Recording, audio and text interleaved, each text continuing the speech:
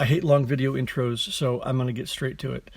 I'm sitting in my garage in my 2010 Jaguar XKR that is broken down. It was towed here at a cost of $250 from the dealership. The car actually broke down in a parking lot, and the tow to the dealership was free because I had AAA do it. But the dealership got the car, did the diagnosis, which cost me $721.71. That was just the diagnosis. What they said was wrong with it is the valve seat on the number 6 cylinder had come out. So that means it's just dangling from the valve, and there's no compression on that cylinder. So I need to replace the head or get it repaired. I'm not quite sure what I need to do until I get the engine taken apart. The dealer gave me an estimate for labor only. This didn't include parts. The labor only estimate was $14,277.78. Something I'm obviously not going to pay on a car that is probably worth about that much. So I've got some work ahead of me. I'm not a mechanic. I'm just an average guy. Some of you know me from Jaguar forums. I've been on there forever. And I've done a lot of car repairs, but they've mostly been, minor little things, changing oil, changing spark plugs.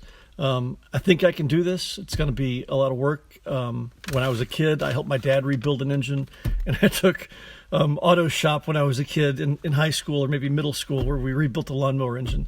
But other than that, I'm not a mechanic, but I'm going to give it a shot and we'll see what happens.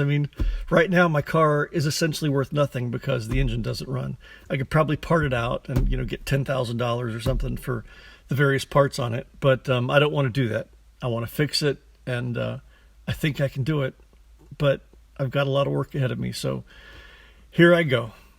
One more thing. So when the tow truck driver dropped off my car, he kind of put it way off to the side in the garage, in an inconvenient spot. It's hard to move around it. So what I need to do is move the car in the garage, which is hard to do when the engine doesn't run. So I bought some of these little dollies, which will go underneath the wheels, which will allow me to push the car and slide it sideways here in the garage. So let's go.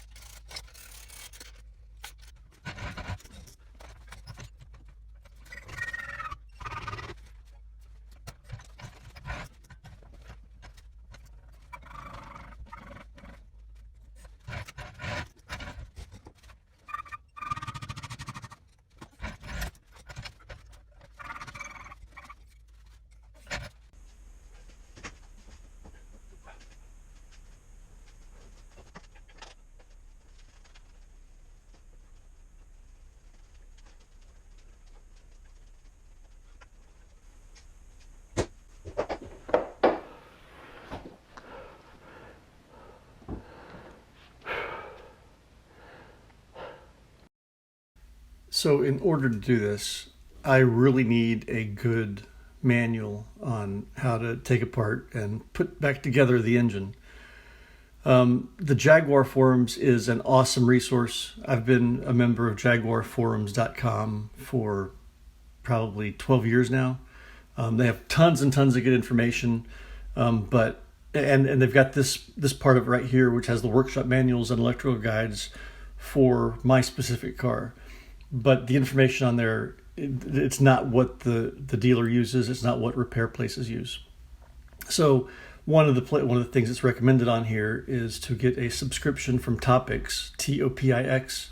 When I went to the Topix website to see how much it would cost, 1 year for my specific car, I don't know if you can see that, 1 year is $548. So I think I'll pass on that. The other website that I've used quite a bit, I've had subscriptions for other cars, is a website called alldata.com. Alldata is typically for a car dealership that wants to have, work on lots and lots of different cars. But they also have AllData DIY. That's why it says AllData DIY right there. It's for do-it-yourselfers. You can get one single car, and in my case, I got the 2010 Jaguar XK 1-year subscription for $59.99. So $60 compared to $500 and something dollars, and the information is basically the same. I'm going to go with the AllData DIY website just to save $500. First thing I need to do here is make sure the battery's disconnected. Well, not make sure, I need to disconnect it. I believe that's a 10.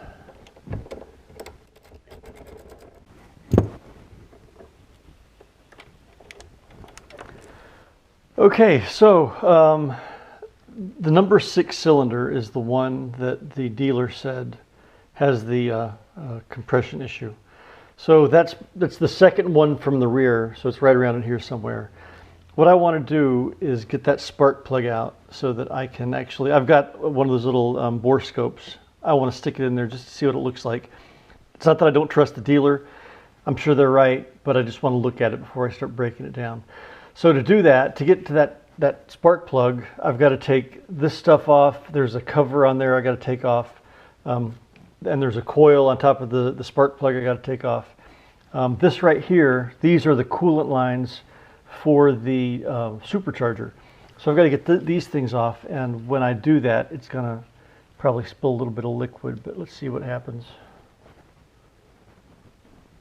So on this, there's a tab on the top and a tab on the bottom, and you got to push on them both at the same time while pushing forward. So you got to push the whole thing that way and then squeeze the tabs. There we go, and that's a little bit more coolant.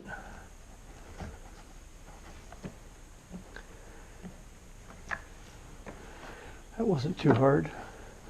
Now that stuff is out of the way.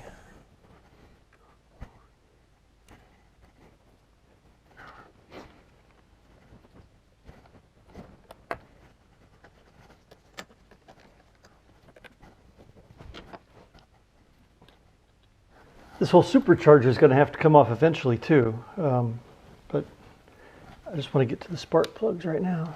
And I can actually see the coils on the spark plugs right there. Yeah, it's not a problem, but this car is made of aluminum, so my magnetic flashlight doesn't stick to anything. Everything is aluminum, so the magnet doesn't help much. All right, time to go look at the manual. I was able to go on Jaguar forums and get the information for the size of the socket I need. It's either a 14 millimeter or 9/16. Either one will work. The problem is, as deep down in there as that is, I've got the sockets that'll work, but they need to be able to grab onto the spark plug as you unscrew it. The spark plug sockets, they have like a little rubber grommet in there that grabs the end of the spark plug. And I don't have a 14 millimeter or 9/16 spark plug socket. So I'm going to have to run to the auto parts place and get a spark plug socket. Otherwise, I'll be able to unscrew it. I just won't be able to remove it. All right, I was planning on ending for the day, but I was sitting in my recliner and I'm like, okay, I have an idea. And I just put some electrical tape. This just happens to be yellow electrical tape. I put some electrical tape on the edges of my socket to kind of grab the spark plug. And I had to use an extension with a U-joint on there. And I was able to get the spark plug out. But look at this. I don't know if you can see that. I don't know if this is right for this spark plug.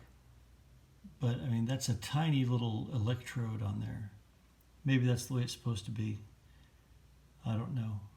But anyway, I got the spark plug out. So now I'm going to stick my bore scope in there and see what I see.